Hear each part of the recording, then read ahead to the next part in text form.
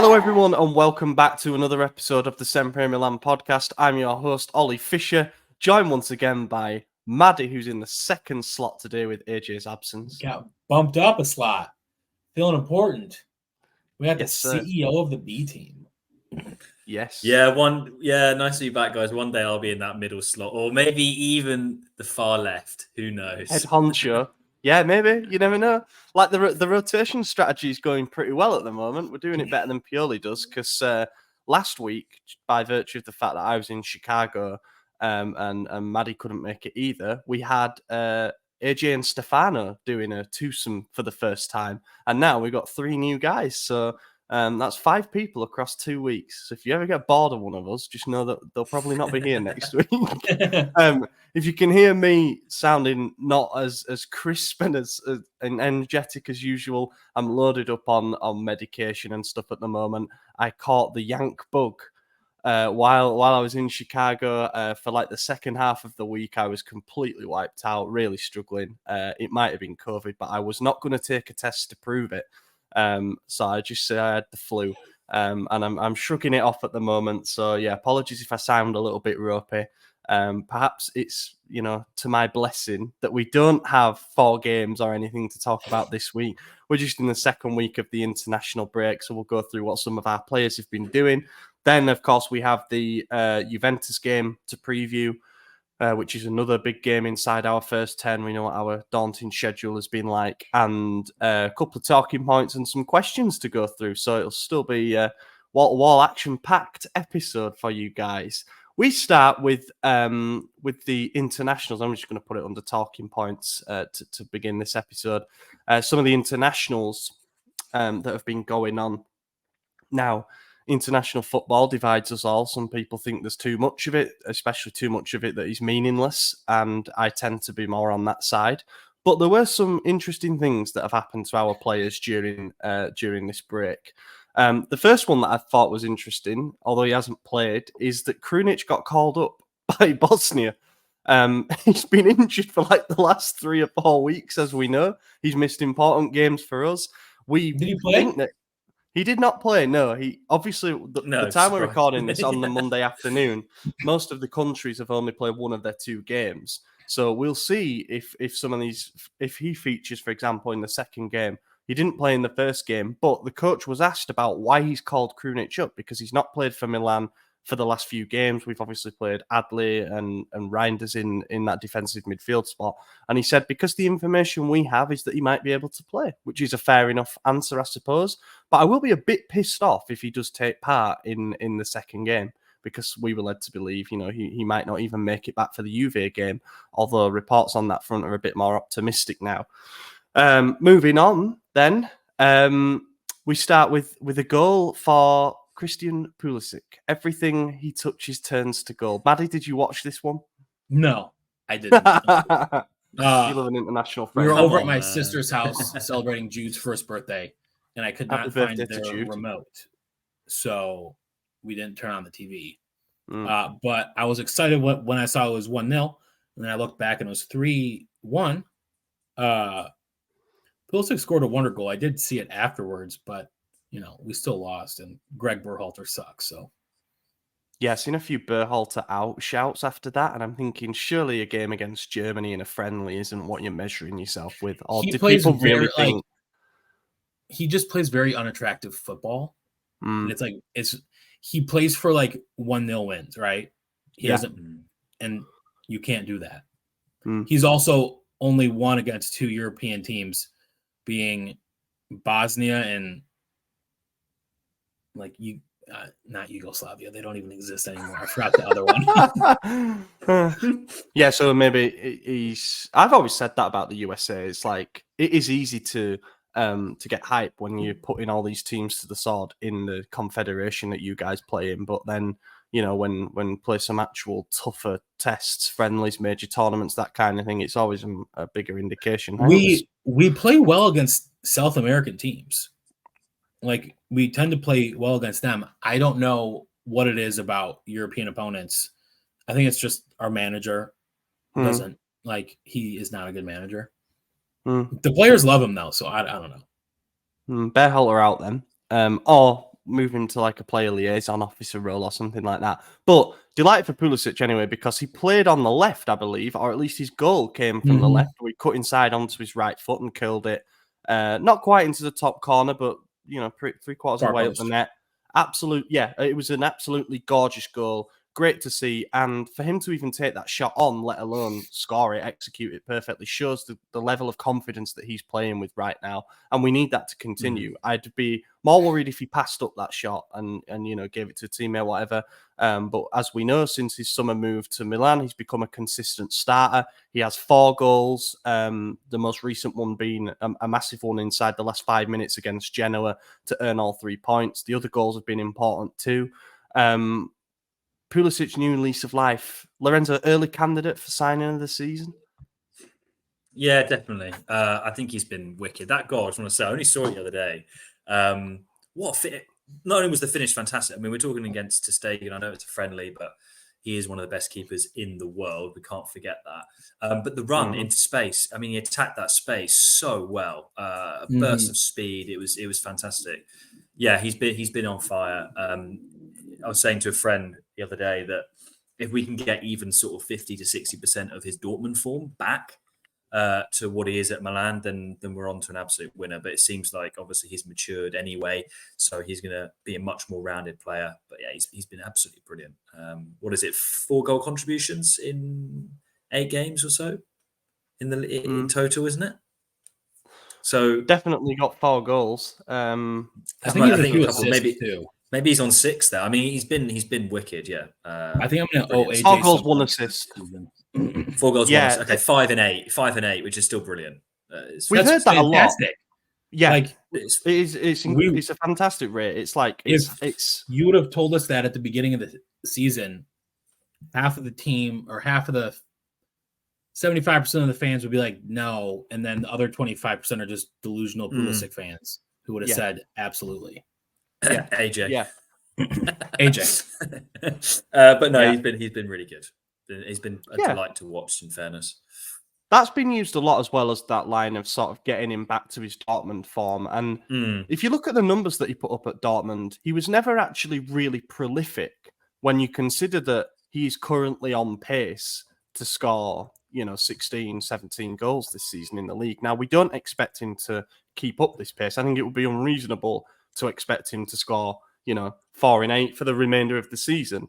However, what it does show is we've got a real candidate here to be one of the players to score double figures, and you've got to be looking for 4 or 5 guys to chip in with double figures goals, especially when we don't have the hitman centre forward that, say, an Inter and Napoli have.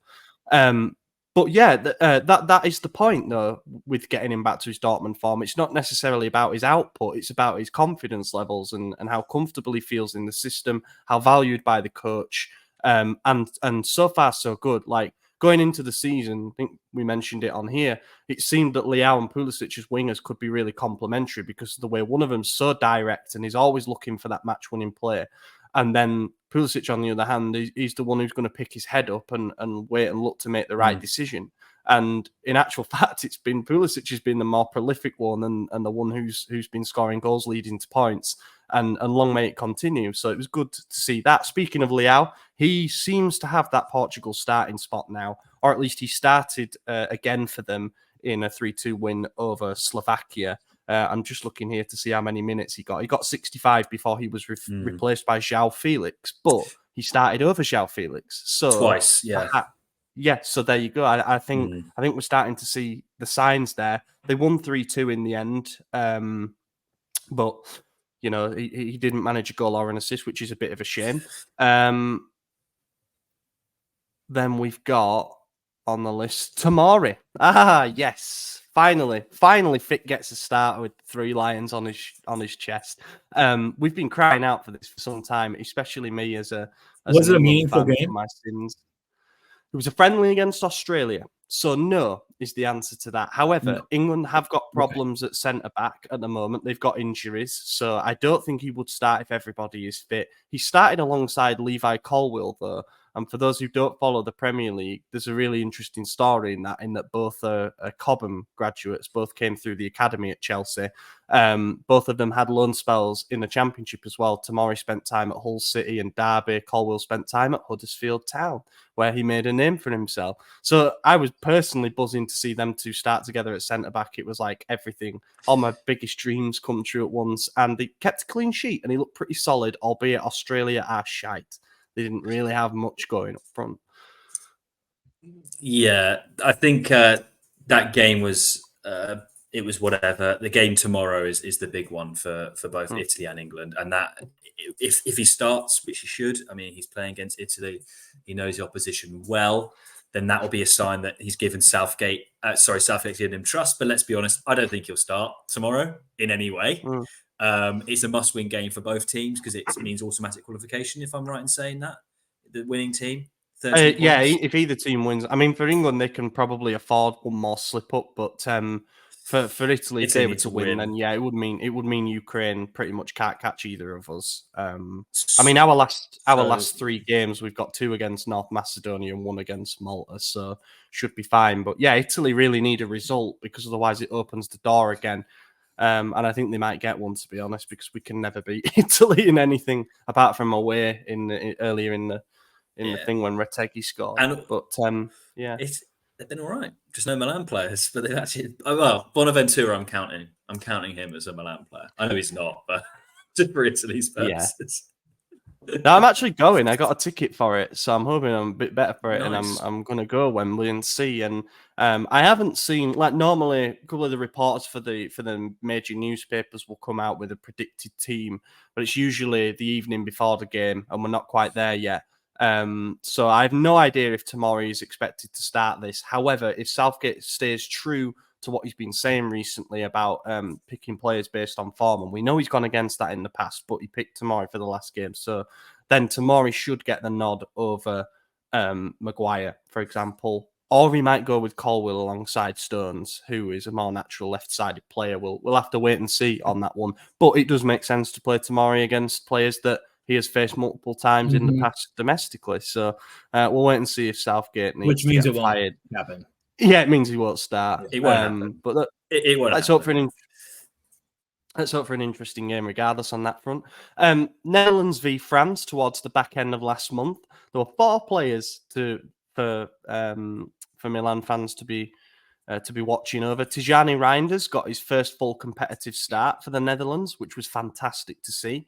That shows how much he has gone up in the estimations of Ronald Koeman, because Holland have plenty of attacking and midfield talent, so for him to force his way in there and to play from the start against France it's one of the biggest tests that you can get in European football. So that was good to see. And then on the French side, you had Maignan, Theo, and even Giroud came on for a bit.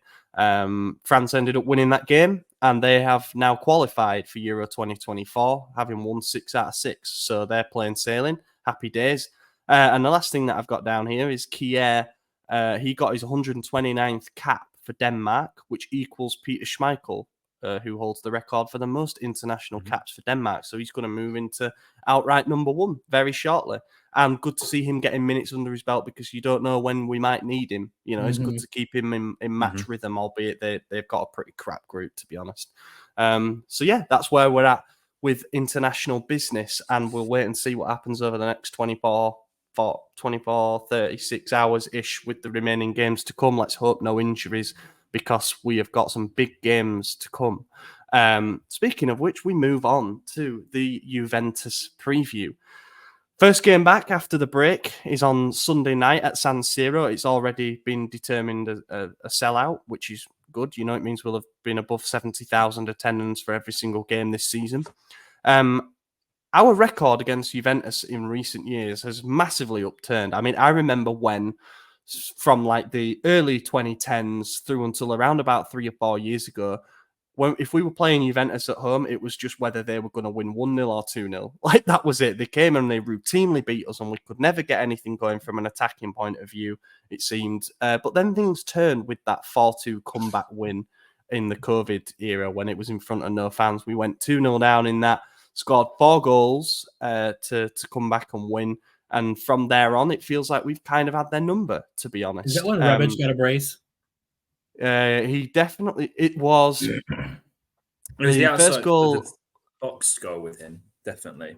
There was Zlatan penalty to make it 2-1. Then I think it was Kessie who scored the. Oh, I can't even remember. Maybe Rebic did get a brace. He definitely got one in that game. It was the last one because that's when he did the salute celebration, as if to say game. It was outside the box, wasn't it? That was the 3-0. That was in the 3-0 win away from home when okay. he curled one top bins. Also during COVID.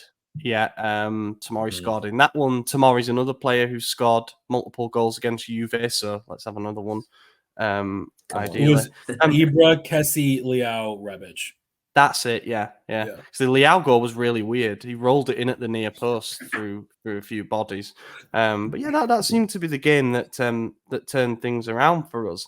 And I no longer really fear playing Juve now. Whether that's more a symptom of the fact that they had their title streak snapped and they haven't been able to get back into it yet. And then when they seemed like they had a bit of momentum, there was the whole capital gains and the salary scandal and stuff. And it's kind of killed any momentum that they were trying to generate. A few people had them down.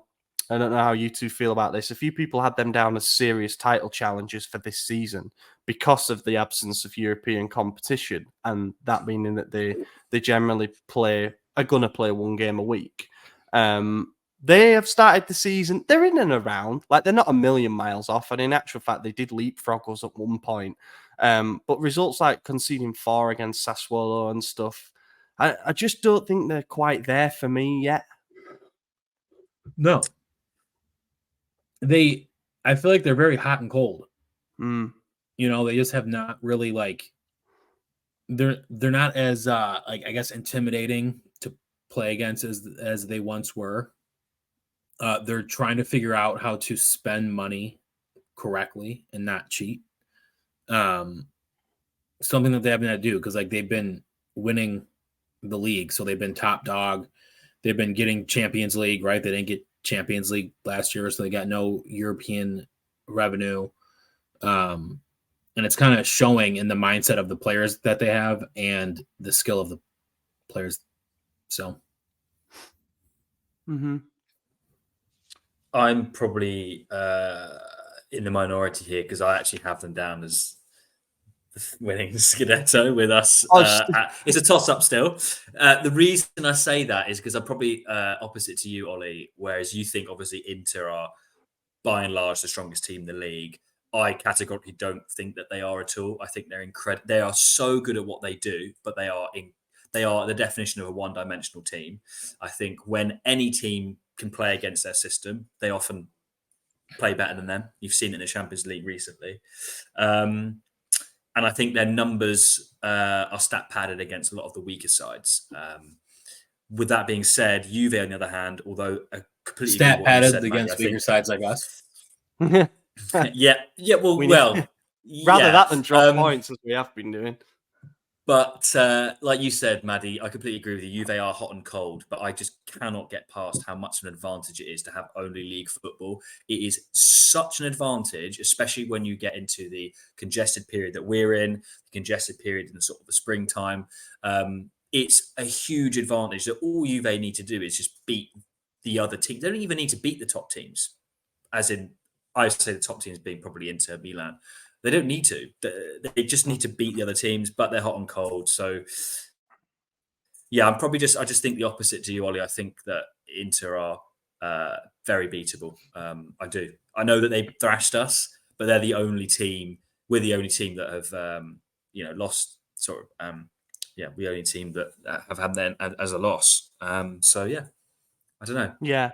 Sassuolo have beaten both Inter and Juve this season, so they're keeping their reputation going as well as being the difficult ones to play against. Yeah, and obviously Inter, because we weren't on last week, we obviously leapfrogged Inter, who coughed up a 2-goal lead at home against Bologna. So yeah, there are some cracks appearing with them, and I like to see that because it was going a bit too plain sailing for them up until that point. So I am glad to see that they're having a little bit of an introspective moment, really. And I feel like now would have been a better time to play them if we could. Obviously, you can't pick and choose your moments, but by contrast, we've conceded 1 goal since that 5-1 defeat against Inter, and that was in a 3-1 win against Cagliari. Whereas Inter are showing just a few more defensive leaky signs and whatnot. And but yeah, obviously this is Juve we're playing, who beat us 9 times in a row between January 2017 and November 2019. They beat us 9 times in a row, and we scored 4 goals. 4 goals in those 9 games. They kept a clean sheet 5 times in those 9. I remember us taking the lead a couple of times and not being able to hang on. But they have beaten us once since then in the 9 games that have followed. We've won 4 of the 9.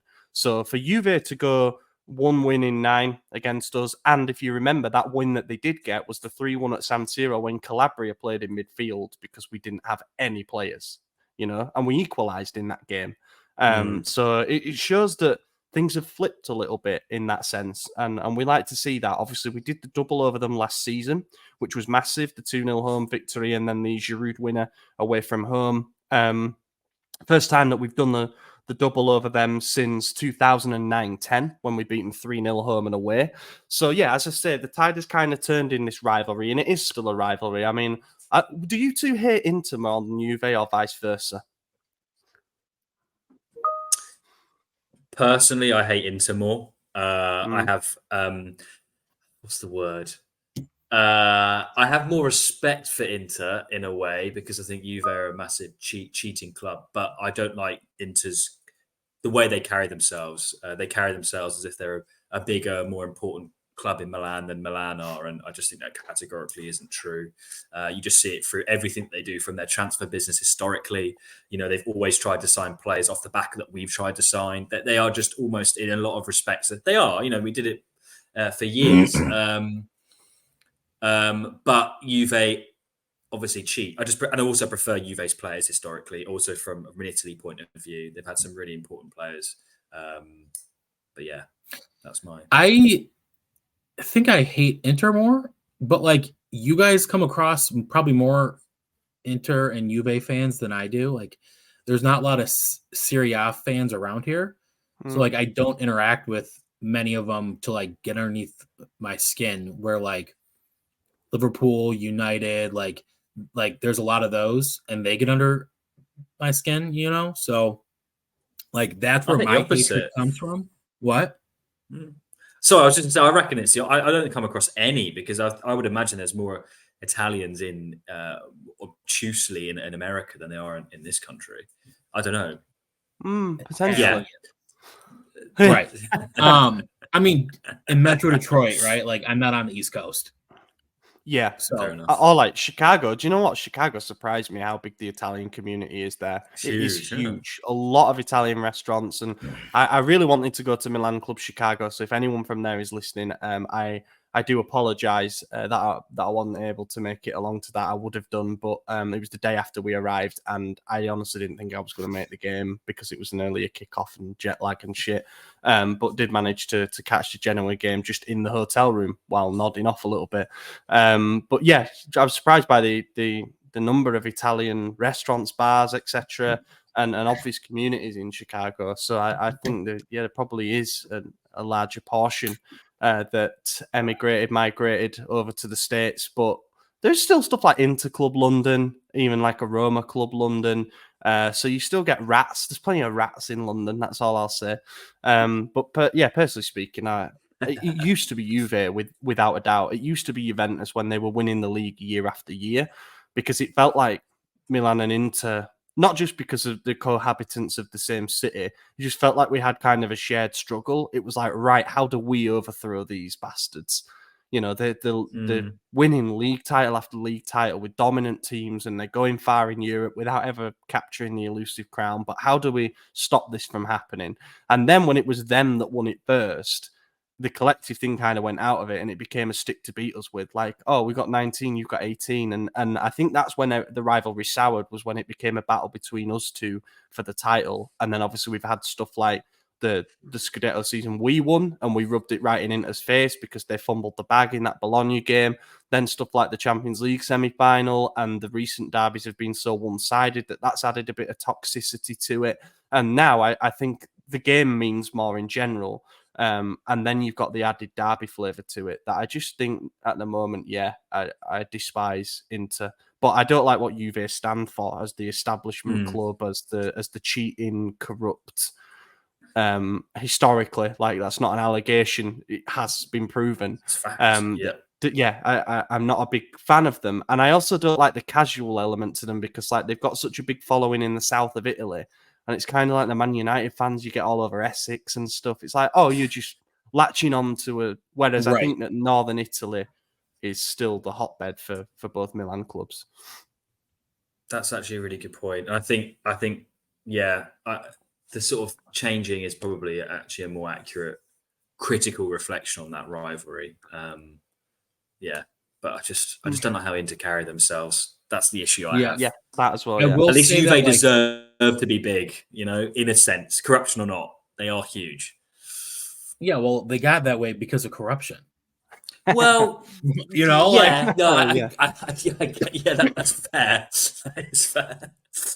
But when Juve made the Champions League final, 4 or 5 years ago, their fans were fucking annoying. Like thinking that they deserve to be there. Like, no, like you've won 2 Champions Leagues in the past 40 years.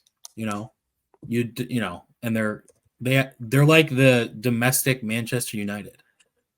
Where they're they kind of are, I think there's more. There's interesting parallels between us, and I don't really like them, but there's parallels between us and Liverpool, because we've had more of the success in Europe, and obviously domestically they've had a little bit of a resurgence where Man United have struggled, but then Manchester United have definitely been more the domestic team, and now it's Man City just winning everything. So there's your Farmers League. Back to this particular game anyway. The big news for us is obviously we don't have Mike Maignan, who attempted to decapitate someone in the Genoa game. So he's got a 1-game ban that he's serving for this. And Teo Hernandez is also serving a 1-game ban for this game by virtue of picking up his 5th yellow card in the 8th game of the season, as you do. It's like Benacer in his first season when he did the same. Replacing them, obviously we know Sportiello is going to be coming in for Maignan, and so far he's looked like an okay backup. What are we doing at left back? Are we switching Florenzi over? Is this the game at San Siro, home crowd, where you say to Bartizaghi, let's see how you get on? You've got an informed Tomori next to you, so you can have a little bit of cover there. Or are you going for the more experienced option? It's a great question. They are. I put the young guy in. Bartizaghi, I didn't want to try to say his name, but 17 years old, signed his first professional contract earlier in the month. I might have been late last month. He's had a really memorable summer. Obviously, he got taken on the preseason tour of the USA. As I say, 17 years old to be considered in and around the first team is a testament to his development and how strong they think he is. More importantly, I think they look at him and think he's physically ready because he's a big unit and he slotted in at centre-back a couple of times during pre-season. He's made his Serie A debut. He's actually played twice off the bench, so there is that to consider. He's had a little taster. But I just think that Pioli's Pioli. He's going for Florenzi. 100%. Yeah, Florenzi on the left, 100%. Fabio on the right. Bartizaghi will come on at about the 75th, 65th minute. That's guaranteed. Might there be some temptation to play a back 3? Just so, because with the Verona game, out of nowhere, for example, we saw the willingness to go to a back 3 and play with wing backs. Given, admittedly, in that game he didn't have Calabria or Teo, so he didn't have the 2 natural fullbacks in his team. But he then went to wing-backs, playing Musa on the right side and Florenzi on the left side, just to give them a bit of added defensive protection. I was just thinking if we might see a little return to that. Kalulu fit? Kalulu's expected to be back, That could work then, because Florenzi's delivery from crosses is probably the best in the squad, and I think we can probably take a big advantage of that, because his delivery is great. So, I can see him on as left wing-back.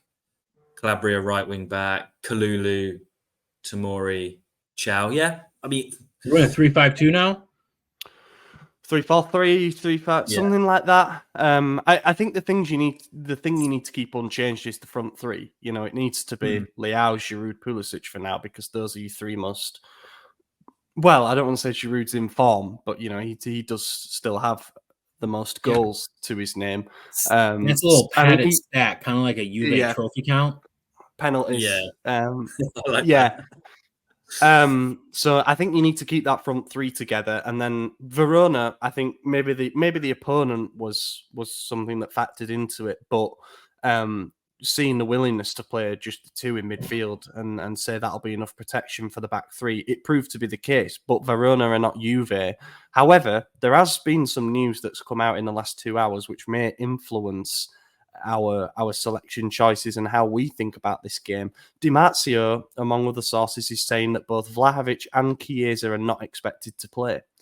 So that is, and Danilo is out as well for Juve. So that's their best centre back. Literally their best defender. And their captain. So yeah, captain out at the back, which forces a change there. We're not as worried about that. Like, I'd potentially back us to score against them regardless. But for them to not have their go-to first choice front two of Vlahovic and Chiesa, meaning that it's probably going to be Milik and Moise Kean now, I feel a bit better about that and about the notion of playing a back four again. So I don't know. I think I would stick with the back four. Just like, why change our formation when it's been working out so well, right? I agree. Overall, like, I don't think that we should think about it too hard. We just need to do what we do, and the result will follow. Sorry, go on. No, I was just going to say, I suppose, talking about this formation thing, I think the biggest consideration we've got to factor in is we've got players fit now, except for Krunic, well, maybe Krunic, but and obviously Benacer. We've got these 3 games. I think Kalulu needs to feature in one of them. We need to rotate the defenders. So it could be that we do play the 3 at the back. I don't think it's necessarily a good idea, but we could. And then obviously PSG. I don't know, but it's something to consider. It's that congested timeline. Yeah, it is. Yeah, and quality opponents to come as well. You know, it's Juve, but then PSG and Napoli away, so there's a bit of travel involved. Teams that score goals, like they'll be probably the tougher examinations. And the midfield 3 is something to think about as well, because we believe that Krunic is going to be back in group training from tomorrow when the team get back at Milanello. So that means that he should be fit and fully available for the game against Juve. Again, that's a pretty recent update that's come out, along with Loftus-Cheek as well. So what 3 are you going for in midfield? Do you give Adli that vote of confidence and hope that because Juve tend to sit off a bit more, Adli will have the space to operate and kind of dictate the tempo? Do you go for Krunic even if he might not be 100% and go for the comfort blanket? Does Loftus-Cheek come back in, or do you play the hot hand with Musa, who's in very good form, obviously?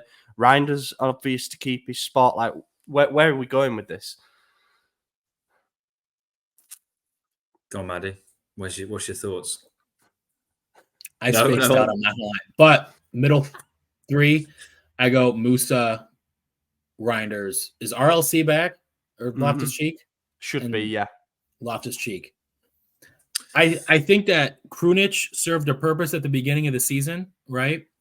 And like Musa's kind of coming to his own, like he's showing that he can hold his own. So like I wouldn't change it.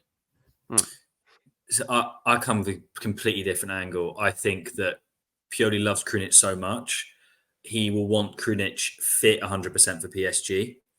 I think Loftus-Cheek needs to be fit and 100% for PSG, because I think he's our most important midfielder in the Champions League currently, due to his physicality and experience. And what you said at the start, Ollie, I think hopefully Pioli thinks the same. And I think it's the perfect game for Adli to play, who won't be starting the Champions League because of the sit-back nature of Juve. So I would like to see, ideally, 2 completely different midfields. Maybe one player could be the same between the Juve game and PSG game. So for me, it should be Adli, Reinders, Musa for Juve. Yeah, I've got 2 of the 3 the same. I think Adli should start in this. I think Juve will probably play with the 2. And I can't see them pushing up that much, and they almost certainly won't play with a playmaker. So we don't need to worry about having our number 6 pin anyone like that, especially if they don't have Chiesa, who cuts in from more of the right into the centre, and he can cause danger that way. I think if they're a little bit more one-dimensional in attack, it's a perfect game for Adley to get on the ball a lot and to be shielded, protected, and to be able to get the ball forward into the wide areas quicker, where you hope to turn their defence around. Because if the players in front of Juve, they're fine, but if you get them turned around, then they struggle, as Sassuolo showed. So I'm picking Adley at the base. I'll have Musa on the right because I don't want to rush RLC back too quickly. Mm-hmm. This feels like a game where he could do really well, to use his size, his power, physicality, and really get us on top, joining the forward line to create a few more problems if they sit deep. However, I worry a little bit about the nature of his injury problems in the past. Don't want to rush him back too much. You give him half an hour off the bench. So you go with Musa in this, who's played more football over the international break, and stick with Reinders. He's the big game guy. And we know from the fact that he started like 48 games or something for AZ Alkmaar last season that he's absolutely fine. Yeah. Oh, you want Musa over RLC? Yeah, right. There you go then. Yeah. Perfect. Yeah. Happy days. And then there will be change. Obviously, when we come to the call next weeks, we'll know a little bit more about the fitness of some players based on what we play against Juve. So that would be interesting to see how we rotate for those two tougher games that are to come in what is a very, very hectic part of the season, as always, between the two international breaks. So yeah, I think last thing to do is a prediction. Are we going to keep our good form going against Juve, potentially depleted Juve side? What I will say is I think we need to get Giroud back in the goals, no matter how they come, because at the moment he's really struggling to justify his place, and you've got Okafor knocking on the door. Any thought to giving Okafor a start? Or maybe Jovic again? Thoughts? I have a lot of thoughts about it, and I think it's fantastic. What, Jovic to start? No, Okafor. Oh, yeah. Get Giroud off. Like, give him a walker or something, man. Like, Giroud served the purpose. Okafor, Pulisic, and Leao up top would be unreal. They're all fast.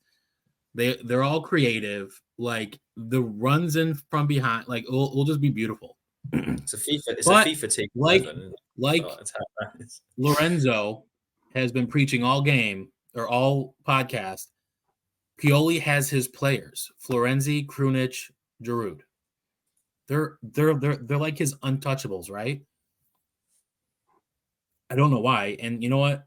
Isaac probably has all of their jerseys as well. So he actually does have Florenzi and Krunic jerseys. Florenzi I think he does have all three. Yeah, he does. Yeah. I don't know if he has a Giroud one, but he definitely has a Krunic and a Florenzi jersey. Florenzi is so funny. Yeah. So I mean, I would start Okafor, but we all know that Pioli is going to start Giroud. So yeah.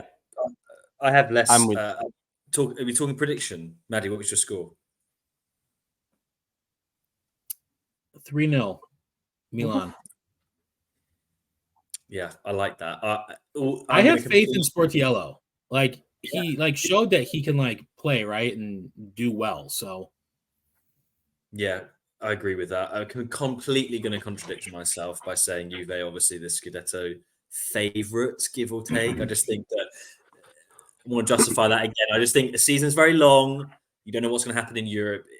Teams like Inter and Milan, we want to do well and go deep, and an injury can obviously derail that. But anyway, I think we'll completely steamroll them. I don't think it'll be 3-0. I think 2-0, but I think it will be a dominant 2-0. I don't see them, especially if there's no Vlahovic and there's no Chiesa. Milik's going to he's basically a worse Giroud in every way. So I don't see them threatening at all. 2-0. I think Leao and Okafor off the bench, because I think Okafor will come off from the bench. That's my score. I'll go full house and say I think we're going to win, and I don't think we're going to concede, but I'm going for a slightly tighter 1-0 margin. I think we know what Juve's game plan is going to be for all the reasons Lorenzo highlighted earlier. They're going to try and beat the lesser sides and pick up useful points against the top sides. So I think they're going to come. I think they're going to sit deep and try and frustrate, as they always do. in recent times against us, at least since Allegri's gone back. That's what they've tried to do. And sometimes we've struggled to break them down, to be honest. But we beat them 2-0 at home last season and 1-0 away. I see it being similar to the 1-0 away game where we're just looking for that one moment of inspiration. I expect us to be on top in the game, to have a lot of the ball, to prod and pry. That's why I think an early goal in this one would completely demolish Juve's game plan, and that's where things could really come into our favour, especially with having some fresh legs off the bench and stuff. But I could see us getting a winner in the second half. And why not? Why not Florenzi goal? Why not a Florenzi free kick? Let's get that on record, and Okay. I'll move on and say no. I'll say Leao, but in the back of my mind, it's shouting Pulisic. He's going to get another. He's going to just keep being the match winner for us, and I kind of hope it happens because people are looking at us and saying, "What a bargain of the summer," stuff like that. One thing I want to just quickly mention. Sorry. You probably did. You watch the game, Andy? The USA game.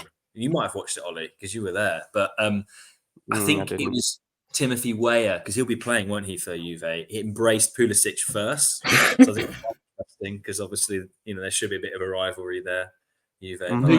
The USA team is very a very close knit group. Close knit. Okay, fair enough. Yeah. There'll be 4 players. I think there'll be obviously Pulisic and Musa if they play on our side, and there'll be Weah and McKennie. Yeah, so yeah. But McKennie and Weah have not been starting together. I feel like it's either one or the other. Right. Okay. Fair enough.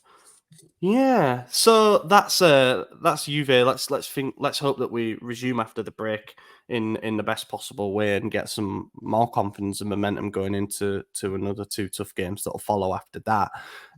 Talking points back to the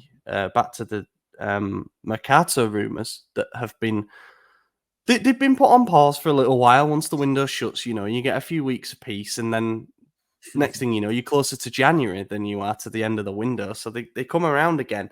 The one that is being reported by a lot of reliable sources, too many to name, to be honest. Like even Romano said something, Matteo Moretto, Milan News, everybody's saying that we're going to try for Juan Miranda of Real Betis.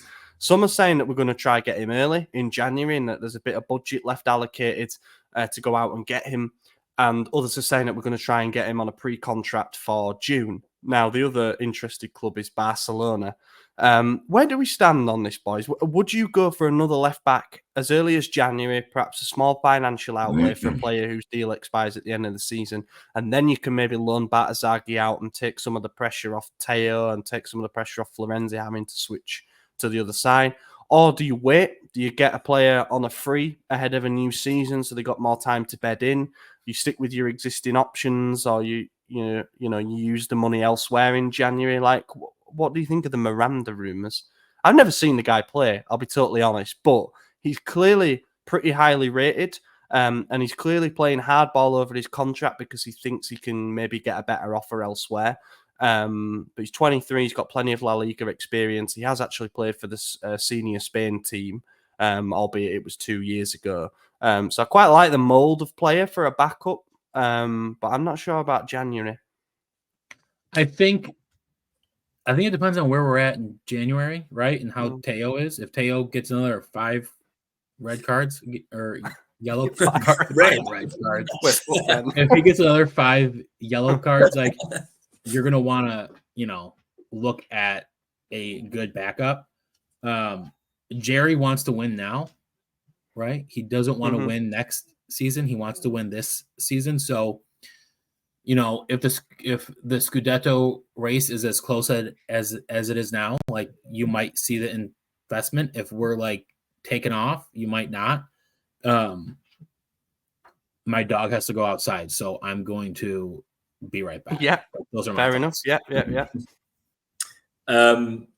So what do I think? I think a left back would be a great, and I mean any kind of reinforcement in winter is fantastic. I actually I feel almost like we're guaranteed to actually sign a player in January for once, which is a really weird feeling. I do think there's a few million left over from the summer.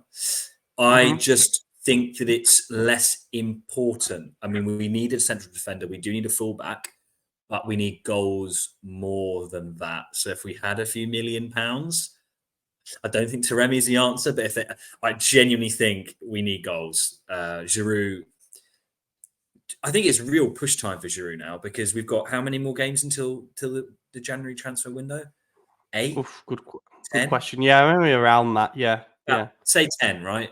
If Giroud scores 3 goals or less, that's a real problem. Unless we're getting goals for Okafor starting and things like that. So what Maddie said is, I don't think we can answer that question until January comes properly. But to kind of make it a moot point, I do think we're definitely going to get a reinforcement. For once, I genuinely believe what Cardinale has been saying. I think he's actually going to back it up, and I think he will do something, whether it's a pre-contract agreement for Miranda, whether it's signing a centre forward, short-term goal option, whatever. It's definitely positive. And I agree. I think Miranda, from a mould, never seen him play either.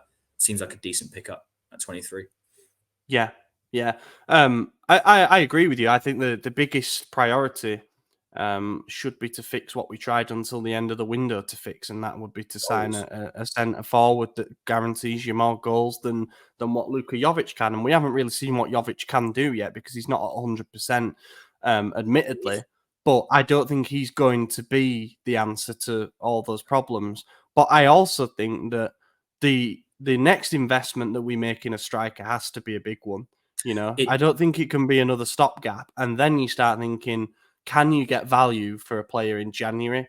Is say a Jonathan David, who's been the biggest link, is he going to be available in January? And is he going to be available for less than 50 mil? Whereas if you're willing to put that pursuit off until the summer, you maybe get him for a fairer or like a lesser risk price, especially given he'll be a year away from the expiry of his contract. So I think we're going to wait before we invest big in that number 9.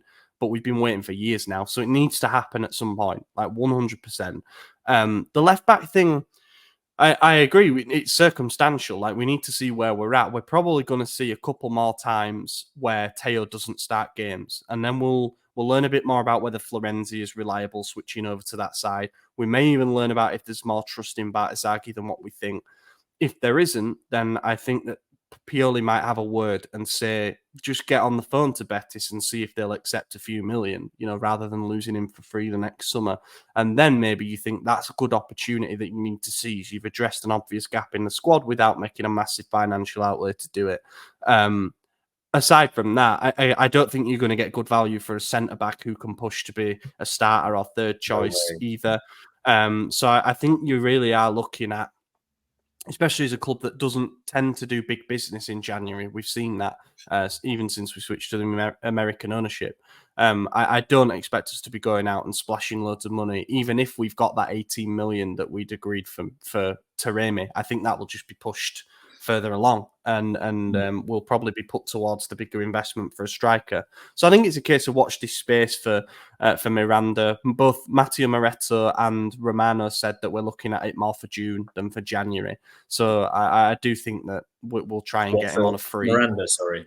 Yeah, for Miranda. Yeah. So I do think we'll try and get him on a free. And also a couple of reputable journalists have said that Taremi thing's dead. Like, things soured so much with the changing demands last minute that's probably not something that we're going to reopen, which I think go to Inter in January. I can see it. Yeah, now. He might do. And win them the league. Yeah. Ibrahimovic did a little bit of a speech. He did an interview on stage at the Festival dello Sport, which is held in Trento. I think it's like the 6th year that they've had it, but it was quite a good one. You can go on our website to read the full transcript of it.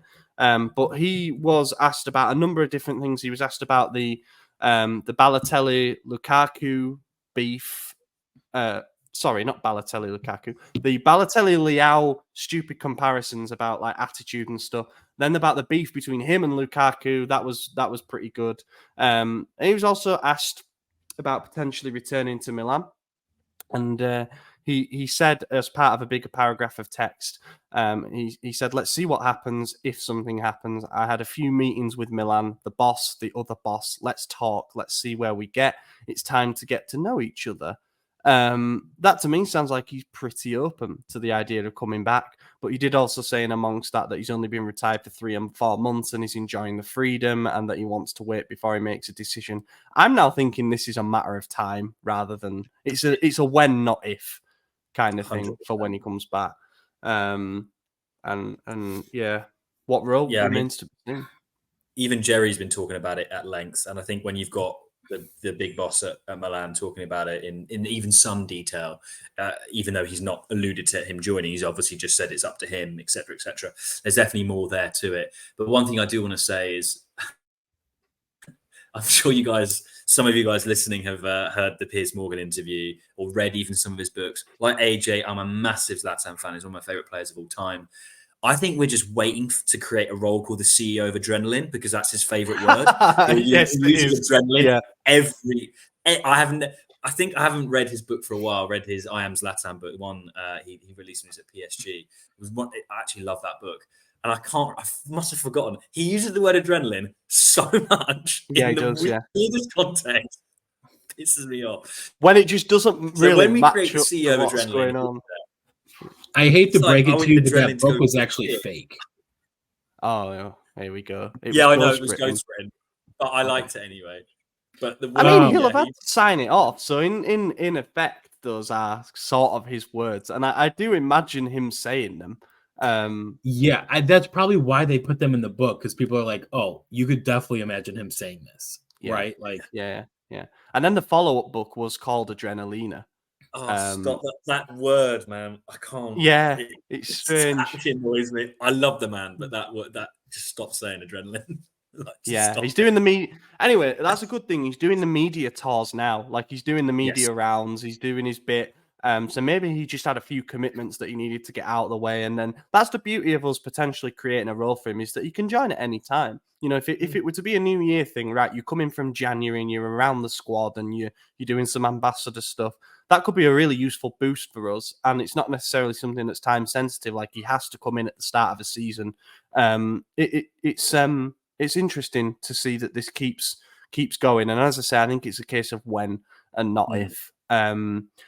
So yeah, those are the talking points. Let's move on and do some listener questions. Apologies for the brief delay here while I get up the list of questions. Okay, Oakland guy asks, will they ever go with Pulisic as the number 10 and Chukwueze at right wing? So 4-2-3-1. People want the 4-2-3-1 back. No. I'm joining the shaking heads. I don't see it. We spent all summer talking about the need for a formation change and how we needed more balance in the team because the back four was too exposed. The team was stretched. We were like, get in. We've gone for a midfield 3. Our summer transfer business signing Reinders, Musa, Loftus-Cheek is geared around that midfield 3 because we've got so many box-to-box players now. And we've got 2 for each position really in the attack as well. I don't think we're going to start fucking about with the formation, to be totally honest with you. I know Pulisic has played 10 at Dortmund. He's done it, obviously, for the USA plenty of times. But he's been doing so well for us off the right. I see his secondary position as on the left, to be honest, more as Leao's backup. So I don't think we should deliberately tweak the formation just to get all those 3 players in. What I would say is Chukwueze needs to start showing that he's worth his money. And he needs a couple of starts to do that. I'm almost certain that he'll get one in the 3 games that are coming up. You know, it might be PSG away that we set him on whoever it will be at left back and say good luck. But I think people had it the other way around coming into the season. They thought Pulisic might be the one that would take a bit of time, and Chukwueze is going to be the one that we are so excited to watch. But yeah, thoughts? Not changing formation. No way. No. I mean, we create so much more in the 4-3-3. Our issue used to be maybe not last season or the start of last season when we were still using the 4-2-3-1 was actually creating the chances now and also finishing them, but more creating them. Now it's more just finishing. We are. I'm sure you guys would agree. We create chances for fun at the team right now in a 4-3-3. And one thing I do want to ask, Maddie, you're probably best placed to answer this though. Whenever I have watched Pulisic play for the national team, obviously he plays centrally and he comes off the wing into the centre. His movement in the centre is very good. I think he's more capable of playing down the middle than Leao, for example. Leao can never play in the middle. I don't think he's got the brain for it. His style of play is purely a winger, right? So it would be interesting to see. I think Pulisic is capable of playing as a 10. I just don't think. I think his best position is playing on the wing and then moving his way in. Yes. I don't think it's playing as a creative midfielder. But keep in mind, like, he plays that way because the U.S. like up until like the past year or two, like he was the team. So, like, he had to create everything, right? So, but like we also see it here. He starts on the wing and then he moves his way into the middle. Like, it's just, you know. And that is one defense that people have rightly used about Giroud and especially about Leao, is that they occupy defenders. So there is going to be that space to move into. And that's how we've seen him score so many of his goals for us. And, you know, previously at Dortmund, he is good at exploiting the spaces and bless whoever that was. So I'm not in favour of changing the formation, but I think Pulisic is going to take up those central areas naturally. USA Expat asks, is Leao free or limited when it comes to defensive duties for the team? Now, this is something that has been attracting a lot of debate, to be honest, because there are people who believe that with the switch to a 4-3-3, Leao has found himself basically not having to track back as much. And that means he can stay up the field, he can be our outlet, he can get the ball in one-on-one situations. But it can also make him appear as though he's not doing much. Like when we're not in possession, he just wanders around. But then there are other people who have noticed him tracking back more and getting more stuck in from a defensive point of view. And I tend to side with that. I think it differs from game to game based on the opponent that we're playing. But I actually think we're seeing a more and more well-rounded Leao who knows when he needs to do some tough defensive work and knows when he can afford to sit on the halfway line and be our outlet on the counter.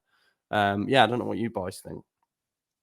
I would agree with that, but I do think it comes off as like being lazy, but like you also need that outlet, right? Like Giroud's not gonna, be cherry picking the off sideline and then try to get the ball and walk to it, right?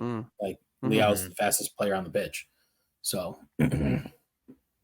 I think, I agree with both of you guys, but I also think there's a distinction between Champions League games and league games. I think in the Champions League, you have to track back more. Also, and he has in the games where he's won those awards, even though he wasn't really deserving of a couple of them, it was because of his defensive, just overall play, which obviously defensive comes out of it. He can be lazier, if you like, in the league because of the weaker opposition. You simply cannot not track back in top European football. I mean, look at Vinicius Jr. You just can't. And I think Leao wants to be, because it's so physical and so demanding, and every part position in the pitch it needs that level of support. And I think Leao's quite conscious of the fact that I don't think he is quite at that top level yet. Obviously, you can only do that on the European stage. So for me, I think it's more of he tracks back, generally speaking, in the more Champions League games, and he's a little bit freer in the league games, especially against the sort of weaker opposition. Yeah, and I think that's probably how it should be as well. If you're asking him to constantly bomb back for games against Torino and Hellas Verona and Bologna, I get pretty pissed off about that, especially when these are teams that defend deeper, and sometimes you need that speed to be ready immediately to try and prize them open. I also think sometimes people, like in the same way that people forget that what Ibra's doing is an act. They think, oh, he actually is like that. He actually does speak in metaphors when he's with his wife. Maybe he does, I don't know. But he actually is like that all the time. And it's not just a false arrogance thing that he's had his entire career to deflect from. He comes from the streets of Malmo. He did not grow up that arrogant. It's all a facade. I actually think you could probably draw a comparison with Leao, and I think that his body language, when he looks like he's just sort of sloping around the field and stuff, which we've all seen it, you're lying if you say you haven't. I think that might be like a false sense of security thing, as if like they think, oh, he's not doing anything, he's not involved in the game, he's over there, he's just moping around. but then when he gets his chance, he's fucking straight into it. Right. You know what I mean? Almost as if the fullback's thinking, that's fine, I've got that distance from him, and he's not looking like he's ready to run immediately. And the next thing you know, he's completely burnt him. So he's playing dead. Essentially, yeah. I do think there is a bit of that, you know, and it'd be interesting to watch that. Now I've had that thought in my head, to watch it and see if it does add up. See if, like, the moment we win the ball back, bang, he's on it. He's like a cheater running for the byline, and the fullbacks lost the yard separation that they had. But yeah, I do think there is a bit of that, because I think it's so obvious now with football. Body language gets scrutinised so much. And when Leao has been scrutinised for his body language, I don't think it's particularly wise if he has big periods in games where he is just ambling around the field. But I think there must be more to it. You know, it's to try and create the impression that he's not in the game, when in actual fact he is very much in the game at all times. Michael Gambino. What's that? Sorry, I just wanted to very quickly say I saw a little bit of that in the Dortmund game, where I think it was one centre back was Schlotterbeck. I don't know who the fullback was, but where he was basically, I think it was first 20 minutes, first half, he was doing nothing, and then he was a bit mopey, and then all of a sudden, I mean, Schlotterbeck, if you don't know, is one of the fastest centre backs around as well. He's incredibly rapid, tall, slender guy. Had him on toast, and he had to foul him to get the ball off him, and I think that's just testament to what you were just saying. Yeah, if you need to use the art of deception with body language, then absolutely go for it, because we know what he's like when he gets in full stride. Michael Gambino asks, and we did have to come to this at some point, thoughts on the Tonali saga. He says the dream scenario is that he gets cut due to lengthy suspension and comes back on a free Furlani masterclass. Wow, what's he smoking? I love it. I love a pint or whatever Michael's drinking. Yeah. So to preface all this before we give our speculative opinion on this, because at the time of recording, we don't have all the facts. To preface all this, gambling addiction is very real. We know that, and we know that it affects people who have very little money and a lot of money, as we're seeing we saw with Ivan Toney, and now we're seeing with all this information that comes out. But we don't know to what extent the gambling has been done. We know that there's been some stuff with online casinos, roulette, blackjack, that kind of thing, poker. But my personal guess is that there must be some football implications within this, because otherwise it wouldn't be so serious. You know, we're still waiting for everything to come out, and it will come out. So this might already be out of date within 24 hours. We'll wait and see.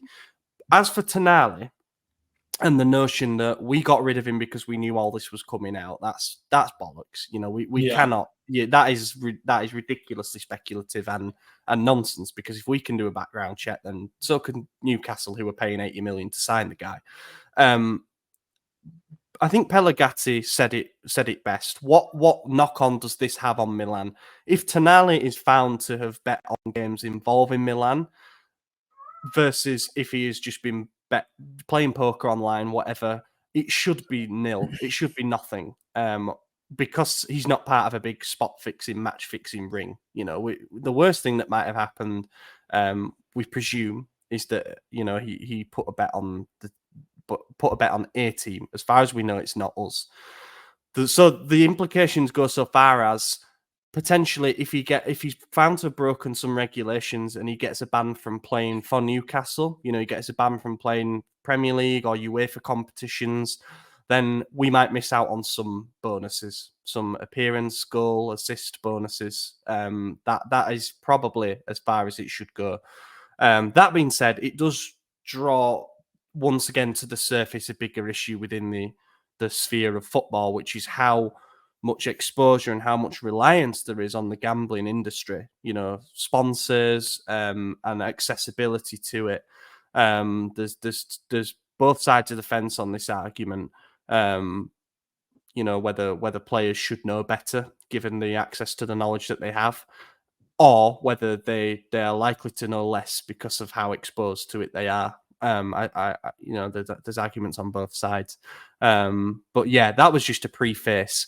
I just hope the best from all this. I hope it doesn't get any muddier than what we've seen, because it seems like Italian football can't go very long without a scandal. I'll just leave it at that. Go at it, boys. Listen, if he just is a gambling addict and he's not gambling on sports, then it's none of our business, right? Like, but if he's like gambling on sports, then there is an issue. I don't think that there is a whole, we need to sell him before this news breaks. Like, that just sounds like a conspiracy theory.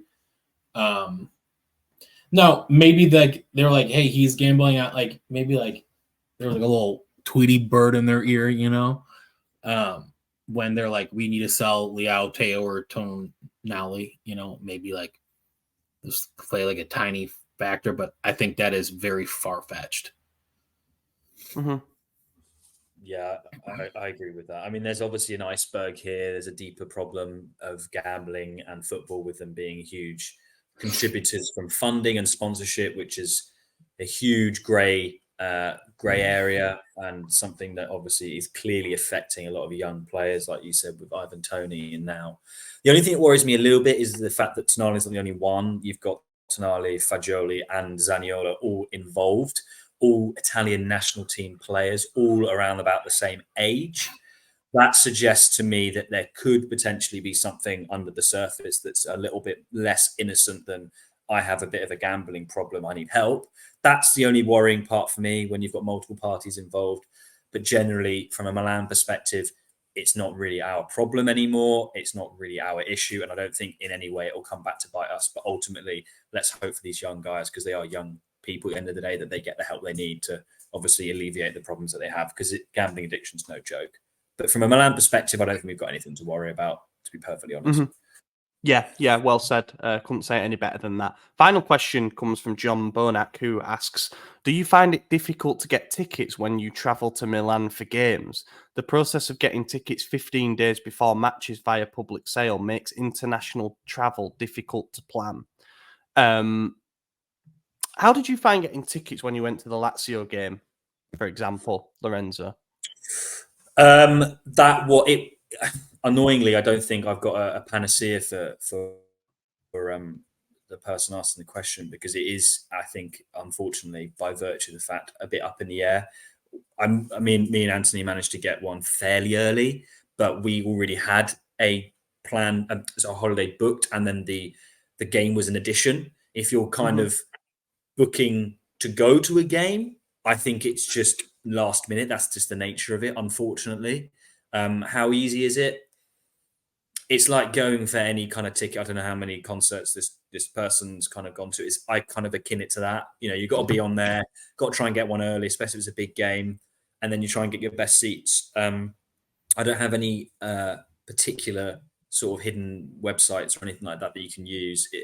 My only advice is, if you're booking to go to a game specifically, and that's the reason you're going to Milan, for example, then yeah, you've got to basically be on it, and then obviously try and do it as early as possible. But because of when they release the tickets, there's not much more you can do other than just doing it as early as possible.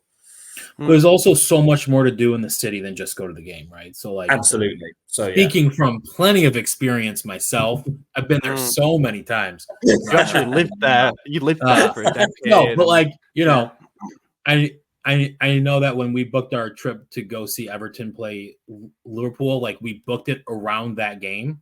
I booked the flights, then bought the tickets like 6 months later, and then I tried to change our flights so we could stay longer, because I was like, what was I doing, right? So I think that, like, you know, especially coming from the States, like, it's fucking expensive. So make sure, like, you take your time and, like, explore Milan, you know, the surrounding areas. I think Como is only like an hour away. So, like, there's so much more to do than just go see the stadium. And, like, the shitty part, if you don't get to go to the game, like, that's going to suck, but go to a bar and watch it at the bar. I'm sure, like, the atmosphere at the bars will still be electric. I don't know. You guys would know, but, you know, the worst part is you're watching Milan play in a bar in Milan, you know, like. Yeah. I do subscribe to the belief that if you really, really, really want to get to a game, like, you are desperate. So, for example, you have traveled overseas and you spent a lot of money on flights and hotels to be there, and it's a high profile fixture, because let's be real here. It differs based on the demand for the game. If you're over there and you're trying to go see Milan Cremonese, you'll have no problem when it goes to general sale in terms of trying to get a ticket.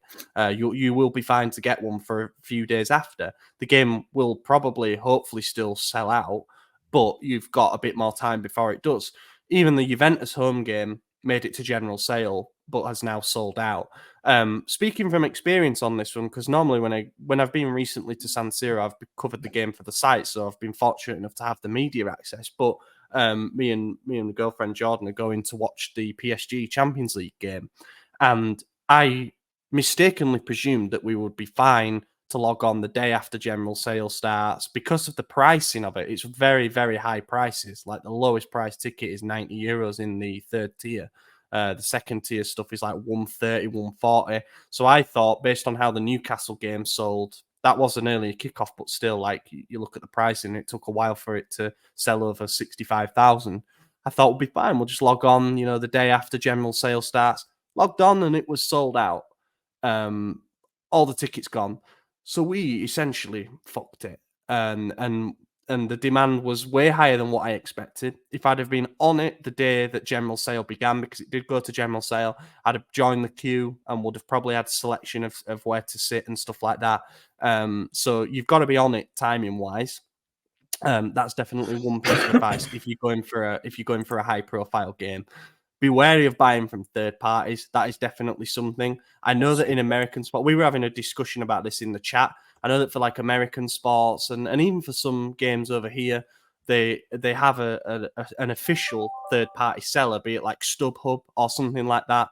Milan do not. They always recommend that you buy official, and if you buy from a third party seller, then you can get into some dodgy areas because every ticket in theory has a name on. And if that name doesn't match up when you're trying to get into the stadium, it will flag up and it can be a problem. But oftentimes, if you're buying from someone, they will pay to get the name changed for you and stuff like that. But just be wary of that and make sure that you're going through all the precautions and there's guarantees and you're sending the money in a secure way and all that kind of stuff. And yeah, I have noticed that it's harder to get a ticket since we got good again. And I kind of hope that would be the case, because if we were still playing in front of 40,000, that would suggest there's something wrong to me. And it's good that we're getting constant 70,000 plus crowds, because I think that's persuaded us to build a bit of a bigger stadium than we were going to. It's going to be a 70k new stadium. And yeah, it has been tougher since we became better. The demand is up. The prices are up, but the demand seems to match it. And Champions League games are naturally going to be tougher to get tickets for, because we've only got guaranteed 3 home games per season in that, providing that we don't get to the knockout stages. So just do as much research beforehand as you can into the dates that they go on various tiered sales, and book anything. If you're having to book stuff in advance before the tickets go on sale, book like a refundable hotel. That would be my advice, because say you wanted to cancel the whole trip because you didn't get tickets for the game. Maddie's looking at me there. Cancel your trips, huh, Oliver? Yeah.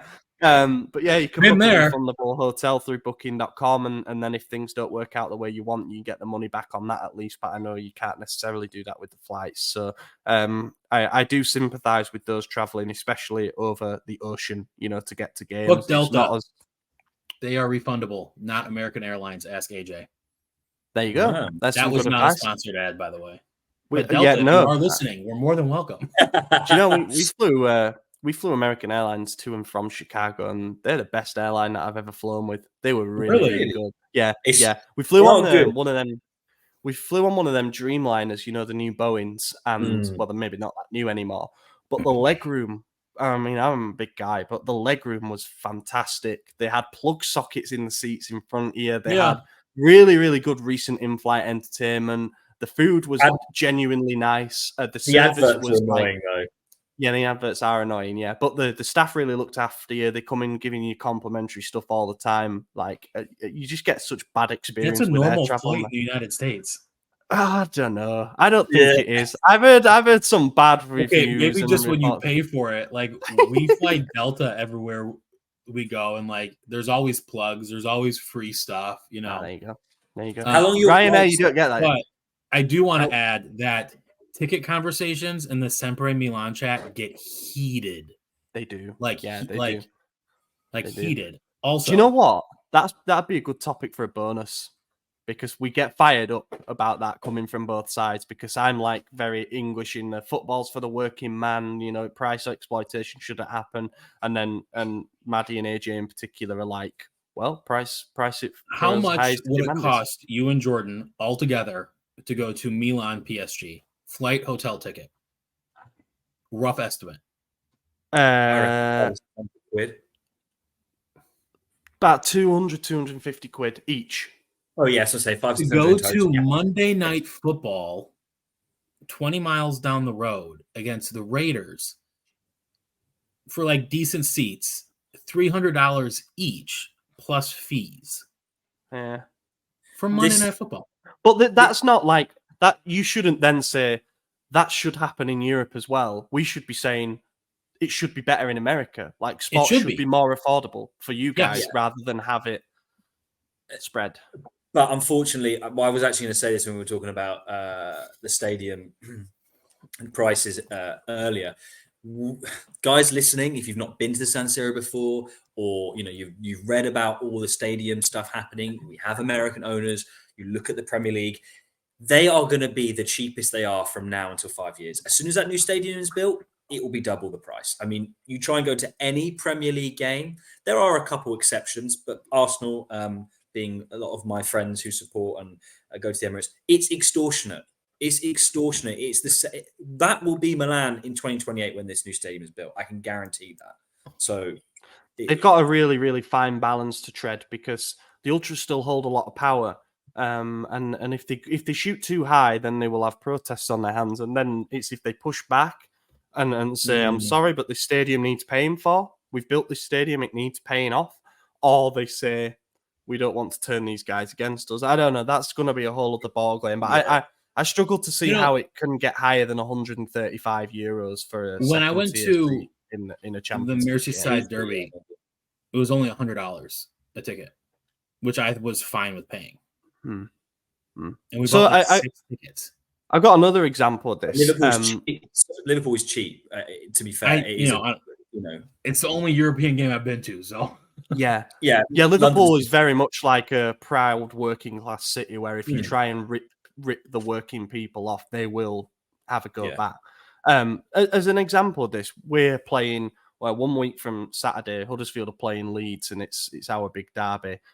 It's away. It's at Ellen Road, and they have initially charged £47 for an adult ticket for Championships or second division football, and that was obviously met with a lot of anger and ire. And they've just announced now that they've changed the price to £20 or £21.